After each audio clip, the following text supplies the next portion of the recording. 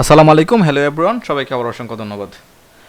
গত ভিডিওতে আমরা দেখেছিলাম কি করে আমরা ফ্লাটার ইনস্টল করতে পারি, মানে ফ্লাটারের একটা প্রজেক্ট আমরা ক্রিয়েট করতে পারি।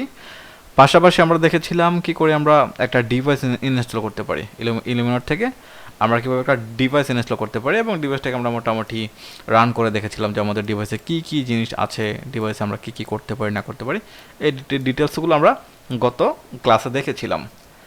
আজকে আমরা দেখব যে ফ্লাটার ইনস্টল করার পর খেয়াল করে দেখেন এখানে কিন্তু ফ্লাটার অনেকগুলো ফাইল ফোল্ডার চলে আসছে, তাই না?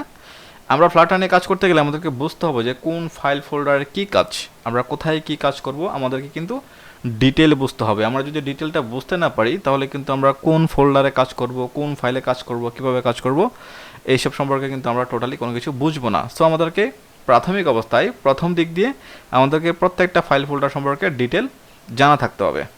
ওকে, তাহলে প্রত্যেকটা ফাইল ফোল্ডার সম্পর্কে যদি আমি ডিটেল জানতে চাই তাহলে কিন্তু আমাকে যেটা করতে হবে সেটা হচ্ছে যে আমরা আমাদের এখান থেকে প্রজেক্টে চলে যাব। এটা হচ্ছে আমাদের প্রজেক্ট, ফুল প্রজেক্ট কিন্তু এখানে আছে। আমরা যদি নির্দিষ্ট কোনো ধরেন আমাদের তো যেহেতু ফ্লাটার নিয়ে কাজ করতেছি, আমাদের দুইটা ভার্সনে আমরা কাজ করতে পারবো, একটা হচ্ছে অ্যান্ড্রয়েড আর একটা হচ্ছে iOS।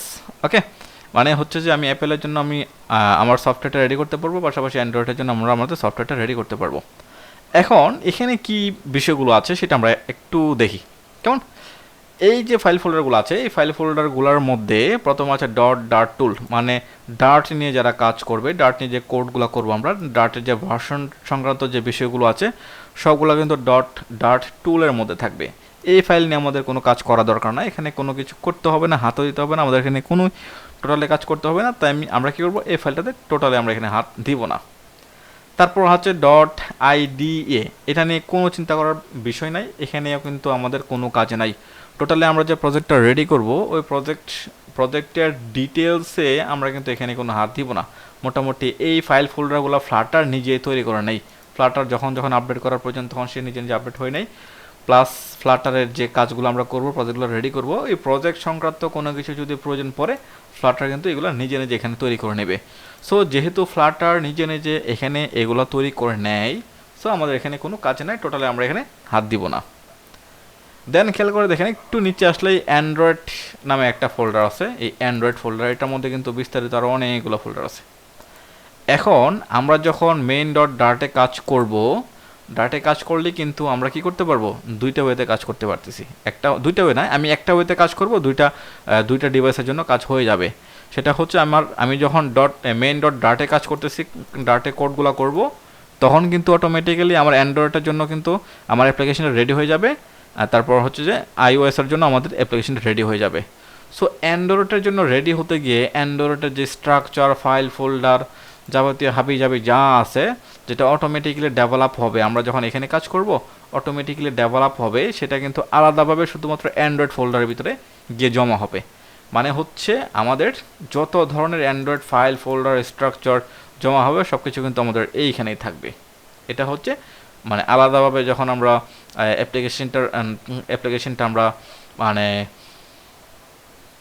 মানে হচ্ছে লঞ্চ করব, তখন কিন্তু এখান থেকে কিন্তু আমাদের অ্যান্ড্রয়েড ভার্সনটা আসবে। পাশাপাশি যখন আমি iOS ভার্সন চাইবো আমাদের অ্যাপ্লিকেশনটায়, সেটা কিন্তু এইখানে iOS ভার্সনের যে কোডগুলো আছে, ফাইল ফোল্ডারগুলো আছে, যত ধরনের স্ট্রাকচার লাগবে সেখানে কিন্তু iOS-এর ফাইল ফোল্ডারের ভিতরে কিন্তু এগুলো জমা হবে।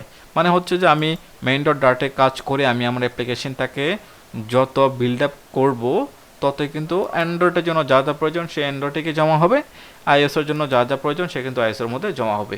তার মানে হচ্ছে এই দুইটা ফাইলে কিন্তু আমাদের কোনো হাত দিতে হবে না, আমাদের এখানে অটোমেটিক্যালি কিন্তু এটা হয়ে যাবে।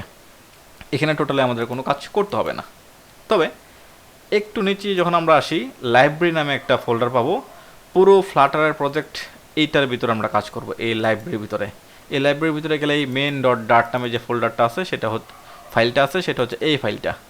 তার মানে হচ্ছে লাইব্রেরি ফোল্ডারের ভিতরে আমার যতগুলো পেজ নেওয়া দরকার লাগবে সবগুলো পেজ কিন্তু আমরা এখানে নেব। তার মানে হচ্ছে আমি এই লাইব্রেরি ফোল্ডারের ভিতরে main.dart লাইব্রেরি ফোল্ডারের ভিতরে আমরা আরও অনেকগুলো ফাইল নিব। আমাদের প্রজেক্ট যত বড় হবে আমাদের ফাইলগুলো কিন্তু এত বাড়তে থাকবে। আমাদের যত ধরনের ফাইল নেওয়ার প্রয়োজন আমরা এই লাইব্রেরি ফোল্ডারের ভিতরে নেব। তার মানে হচ্ছে আমি এই লাইব্রেরি ফোল্ডারের ভিতরে কাজ করব, সবগুলা কাজ যেখানে যেখানে জমা হওয়ার কথা, অ্যান্ড্রয়েডের মধ্যে যেগুলো জমা হওয়ার কথা সেগুলো অ্যান্ড্রয়েডে জমা হবে, iOS-এর ভিতরে যেগুলো জমা হওয়ার কথা সেগুলো iOS-এর মধ্যে জমা হবে। তার মানে হচ্ছে এই লাইব্রেরি ফোল্ডারটা খুব ইম্পর্ট্যান্ট, যেখানে আমরা কি করব, কাজ করব।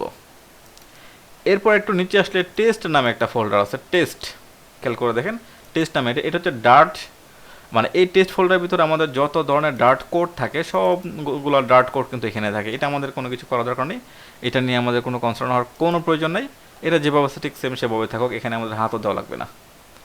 এরপর হচ্ছে গিট ইগনোরটা হচ্ছে যে আমরা যখন প্রজেক্টটা রেডি করব, প্রজেক্টটা রেডি করার পর যদি আমরা গিটহাবে তুলতে চাই, গিটহাবে তোলার সময় আমাদের কোন কোন ফাইল ফোল্ডার আমরা গিটহাবে পুশ করব কি করব না, এটা কিন্তু গিট ইগনোর থেকে কিন্তু আমরা এই কাজগুলো করব। এই গিট ইগনোরের ভিতরে কিন্তু আমরা কাজগুলো করব।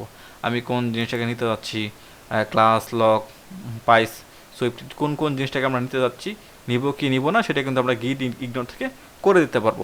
মানে হচ্ছে আমি যখন পুরো প্রজেক্টটা গিটহাবে রান করব, তখন চাইলে কিন্তু আমরা কি করতে পারি, নির্দিষ্ট কিছু অংশ পুশ করতে পারি আমরা আমাদের গিটহাবে। সো আমরা আমাদের কোন কোন জিনিসটা ইগনোর করা উচিত আমরা কিন্তু এই গিট ইগনোর থেকেই করতে পারবো। ওকে, তারপর আমাদের একটু নিচে আসলে পাবো মেটা ডাটা। খেয়াল করে দেখেন এখানে একটা মেটা ডাটা আছে। এটা হচ্ছে যে ফ্লাটারের প্রপার্টিকে ট্র্যাক করার জন্য। আমরা যে ফ্লাটার নিয়ে কাজ করব, ফ্লাটার প্রত্যেকটা প্রপার্টিকে আলাদা আলাদাভাবে ট্র্যাক করার জন্য আমাদেরকে এই মেটা ডাটার ভিতরে কাজ করতে হয়। মানে আমাদের কাজ করতে হবে না এটা টোটালি, এটা এই মেটা ডাটার কাজই হচ্ছে যে ফ্লাটারের প্রত্যেকটা প্রপার্টিকে সে ট্র্যাক করে রাখবে, ট্র্যাক করে করে কাজ করবে। তারপর অ্যানালাইসিস অপশনস ডট ওয়াইএমএলস, এটা আমাদের লাগবে না। পাবলিক ডট লট, এটা লাগতে পারে আমাদের মাঝে মধ্যে। এখানে কিন্তু অনেক ভার্সন সংক্রান্ত অনেকগুলো বিষয় আছে, সেই বিষয়গুলো নিয়ে আমরা এখানে কাজ করব। দেন হচ্ছে যে পাবস ডট ওয়াইএমএল, পাবস ডট ওয়াইএমএল, এই যে ফাইলটা আছে, এই ফাইলটা হচ্ছে খুবই ইম্পর্ট্যান্ট একটা ফাইল। এটা হচ্ছে যে আমাদের এই অ্যান্ড্রয়েডের যে নেম আছে, অ্যান্ড্রয়েডের যে ডিসক্রিপশন আছে, তারপর হচ্ছে যে ভার্সন সংক্রান্ত যে বিষয়গুলো আছে, সবগুলো কিন্তু এখান থেকেই আমরা হ্যান্ডেল করি। মানে হচ্ছে যে প্রত্যেকবার যদি আমাদের ভার্সন চেঞ্জ হয়, আমরা কিন্তু এখান থেকে ভার্সনগুলো চেঞ্জ করে আপডেট করতে পারবো। জাস্ট ভার্সন চেঞ্জ করে দিলে যে আপডেট হয়ে যাবে তা না, মানে আমাদের সফটওয়্যারের ভিতরে খেয়াল করে দেখবেন প্রত্যেকটা সফটওয়্যার নিচে কিন্তু ভার্সন 1.2, ভার্সন 2, ভার্সন 2.3, 2.5 এই টাইপের লেখা থাকে না, এটা হচ্ছে এখান থেকে আমরা ভার্সনগুলোকে চেঞ্জ করতে পারি। তারপর উপরে গেলে কিন্তু সফটওয়্যারের নাম, মানে আমাদের অ্যান্ড্রয়েড যে সফটওয়্যারটা থাকবে তার নাম, তার ডিসক্রিপশন সব কিছু কিন্তু আমরা এখান থেকে হ্যান্ডেল করব। মানে হচ্ছে একটা সফটওয়্যারের মানে ডিটেলসটা যখন আমরা জানতে চাই অ্যাবাউট থেকে, তখন কিন্তু এখান থেকেই আমরা যদি এখানে কোড করে দিই, এখানে যদি লিখে দিই, তাহলে কিন্তু ওই সফটওয়্যারের ডিটেলসটা ওখানে থাকবে।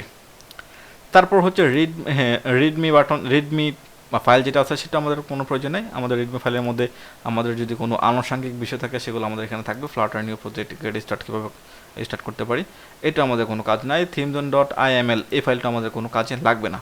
তবে এখান থেকে সবচেয়ে বেশি ইম্পর্টেন্ট যে ফাইলটা, সেটা হচ্ছে লাইব্রেরি ফাইল, যেটাতে আমরা সবগুলো কাজ এখানে করব। পাশাপাশি আমাদের আরও একটা ইম্পর্টেন্ট ফাইল আছে, সেটা হচ্ছে পাবস ডট ওয়াইএমএলস, এই ফাইলটার মধ্যে হচ্ছে আমাদের সফটওয়্যারের ডিটেলসটা থাকবে। এখান থেকে আমরা এভাবে কাজ করতে পারবো। মানে হচ্ছে একটা অ্যান্ড্রয়েড সফটওয়্যার যখন আমরা রেডি করব, তাহলেই এই ফাইল ফোল্ডারগুলোর মধ্যে কোন কোন ইম্পর্টেন্ট ফাইল যেগুলো নিয়ে আমাদের কাজ করা উচিত আর যেগুলোতে আমাদেরকে হাত দিতে হবে না, সেটা কিন্তু আমরা এখান থেকে ডিটেল বুঝতে পারলাম। সো এইভাবে আমরা আগে কী করবো, ফাইল ফোল্ডার সম্পর্কে, স্ট্রাকচার সম্পর্কে ভালো মতো অবগত হব। আজকে এ পর্যন্ত, সবাইকে অসংখ্য ধন্যবাদ। আসসালামু আলাইকুম।